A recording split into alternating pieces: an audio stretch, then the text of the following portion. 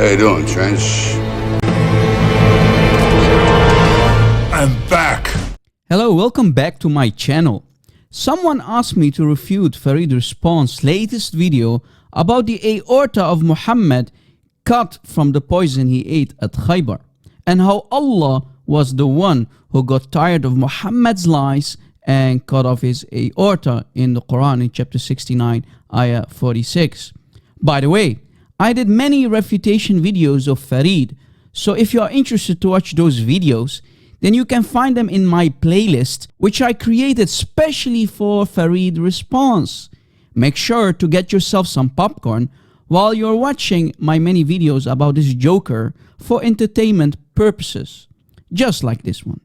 You know, the Muslim apologists of today don't care about the truth anyway. In this video, you'll understand why once again. Now, Farid tried to refute Dr. David Wood about the so-called difference between the Abhar and Wateen. Now, Farid really did try his best and tried to explain that according to the scholars of the Arabic language, there is a huge difference between Wateen, which we can find, as I mentioned earlier, in chapter 69, ayah 46 of the Quran, and in Sahih al-Bukhari, hadith number 4428, where Muhammad says he feels that his aorta is being cut off by the poisoned meat he ate at Khaybar. And by the way, there's nothing called as if in the Arabic text in this very hadith. Of course, nothing but a deception by the Muslim translators and scholars in Islam. But what else is new? Now guys, let us hear what Farid has to say, and we will see if this guy has any shame left in his aorta, or he's going to deceive his audience again and lies for his fame and fortune. Let's see if this is another time for me to stop in again and spank him without any mercy and put him in his place. Alright, فرجينا عرض كتافك يا فريد. Let's go, Farid. Luckily, alhamdulillah, I have my good assistant with me, the beautiful Dr. David Wood, and he's going to be presenting the argument for us. David, go for it. According to the Quran, if Muhammad were to invent a false revelation, if he were to make up verses of the Quran, Allah would kill him by severing his aorta. The aorta is the large artery that comes out of the left ventricle of your heart. Some Muslim sources call it the life artery. Sahih al-Bukhari 4428. The Prophet, in his ailment in which he died, used to say, "O Aisha, I still feel the pain caused by the food I ate at Khaybar. And at this time, I feel as if my aorta is being cut from that poison."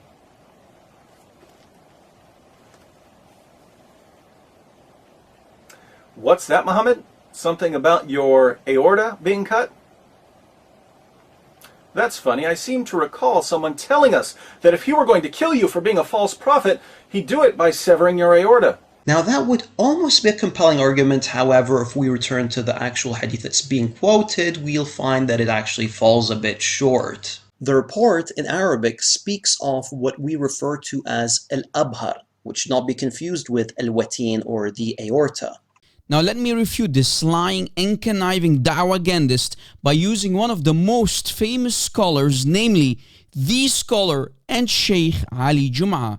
Let us see how he translates the word Abhar. Is Abhar the aorta, ya Sheikh Ali Jum'ah? الأبهر اللي هو الأورطة، يقولوا إيه؟ الأورطة اللي هو في العربي الأبهر. أبهري اللي هو الأورطة ده. Wait, I did not hear you. الأبهر اللي هو الأورطة. What is the meaning of al-Abhar, ya Sheikh? الأبهر اللي هو الأورطة. So according to the famous and native Arabic-speaking Sheikh Ali Jum'ah, al-Abhar means the aorta. So it turns out that Farid is lying again? What a surprise. By returning to the works of classical linguists and classical scholars, we find them clearly differentiating between al-Abhar and al-Wateen. We find several scholars specifically stating that al-Abhar is located in the back, while al-Wateen is located at the heart. Well, Farid, if you agree with those so-called scholars of the Arabic language, then that means both of you are idiots. Honest to God, and here is why. Here is a picture that I put specially for you, Mr. Farida. You see, this is the aorta in red. It starts at the heart and it makes a nice turn down, and then it keeps extending all the way, let's say, through your abdomen and spine in the back of your body and whatnot. So it's one and the same aorta. If Allah decides to cut here, or Allah decides to cut there in Muhammad's body, it's the one and the same aorta. Al-Wateen or Al-Abhar is the same. You idiot. You're only sugarcoating, you're only deceiving yourselves and your poor, ignorant, ultra-crepidarian ummah. An illiterate nation who cannot understand and think for themselves. Think, ya Muslimin, and see how people like Farid responds are deceiving you. And you're still applauding them, right? You are enjoying their deception. And you still are swallowing their deception, their makr, as if it is nothing. You are allowing them to poison your minds. Wake up, ya Muslimin. Please wake up. We don't hate you. We only ask you to think, to use your God-given brains. Please wake up. Let us continue. Let's see what this guy has to say more.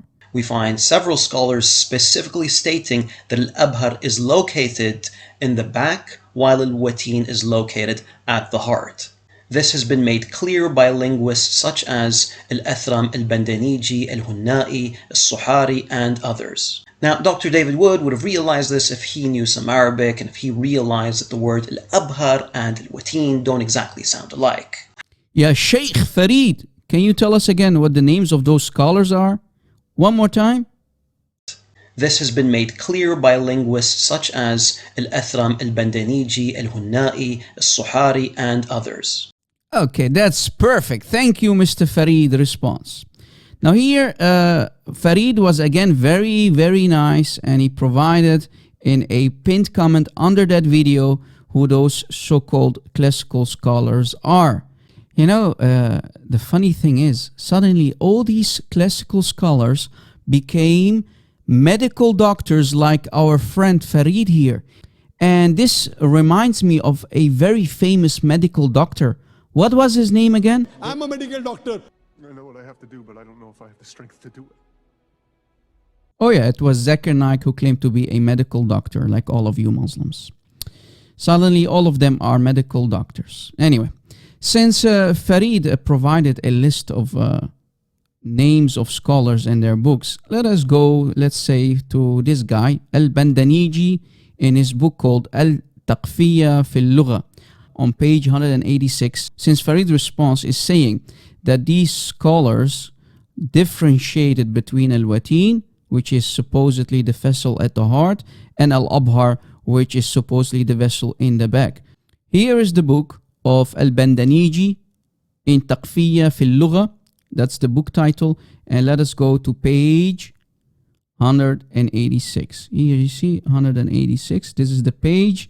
Let's scroll down to show you 186 for the people who know Arabic. 186. All right, let us go back.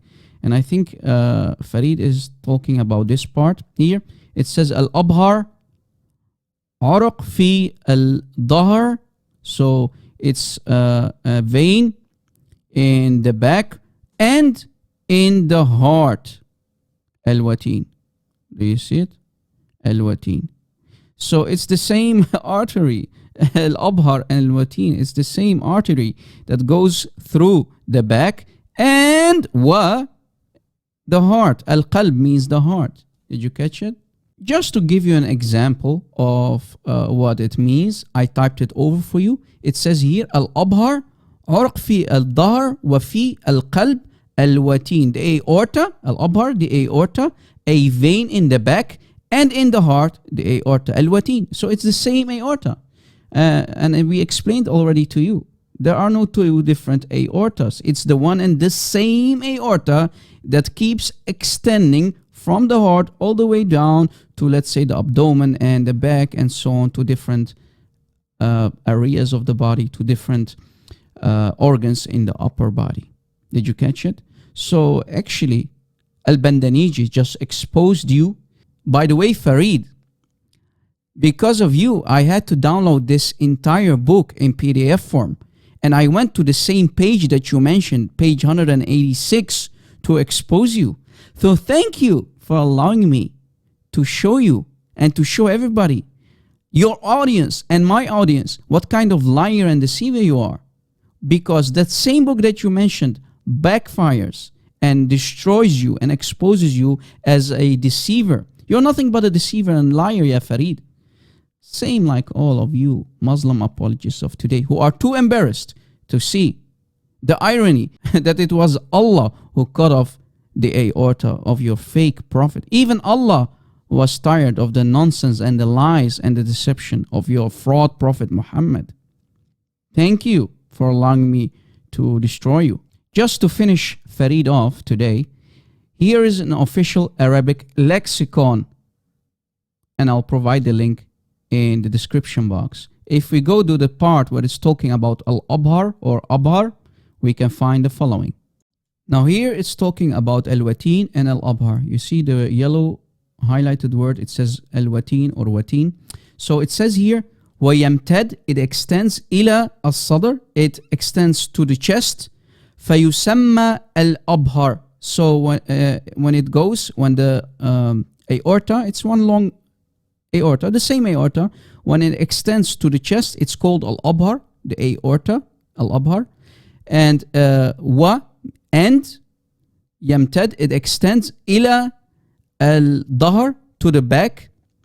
So it extends to the back and it's called Al-Wateen. So they are only giving parts of the aorta a different name, but it's still the same aorta. Did you catch the idea? Did you caught it? They are only giving names for parts of the aorta, but it's the same aorta. It's not as if there are two different aortas. No, it's the same. Did you catch it? Did you catch it? I hope you caught it. So if you put it in Google Translate to give you an idea, look what it says. وَيَمْتَدْ إِلَى الصَّدْر فَيُسَمَّى الْأَبْهَرِ وَيُمْتَدْ إِلَى الظَّهر, to the back, فَيُسَمَّى الْوَتِينَ. And here's the transliteration for you, right? It extends to the chest and it's called the aorta, Al-Abhar, and extends to the back and is called the aorta, Al-Wateen. This is why Sahih Bukhari on Sunnah.com, they are translating it to aorta, because it is the aorta. It is not as if they are, it's not as if it's two different aortas. No, it's the same aorta, but they are only giving it different wording when it goes to other areas, right? That part of the aorta. But it's the same aorta. Ya Farid, shame on you.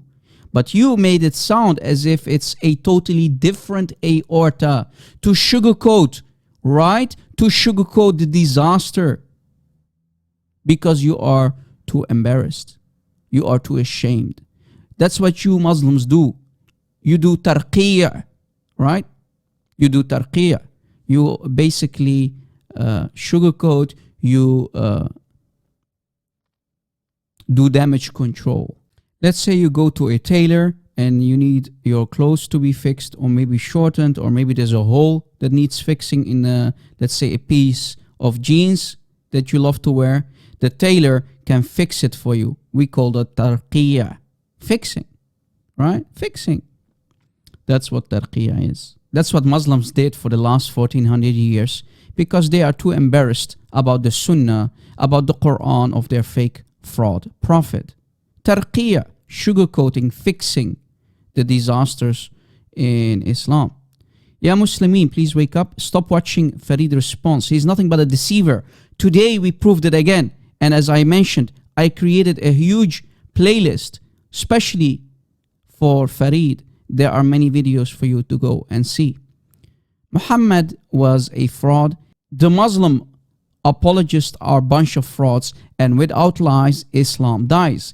Thanks for watching. Please share this video and allow it to go viral on social media. And by the way, if Farid says so, that means it is so.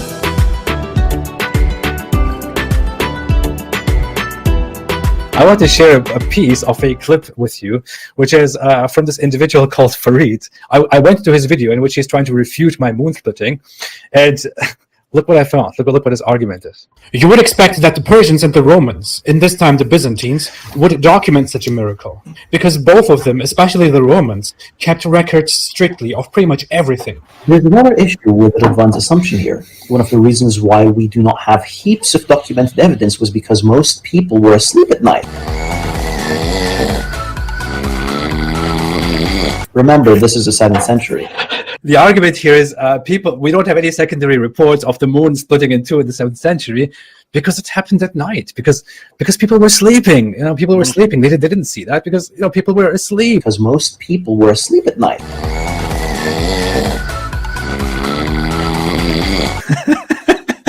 Am I the only one who thinks this is one of the most ridiculous things that I've ever heard? He's got a point. Most people would be asleep. I mean, come on, you can't deny that. People sleep at night. Come on.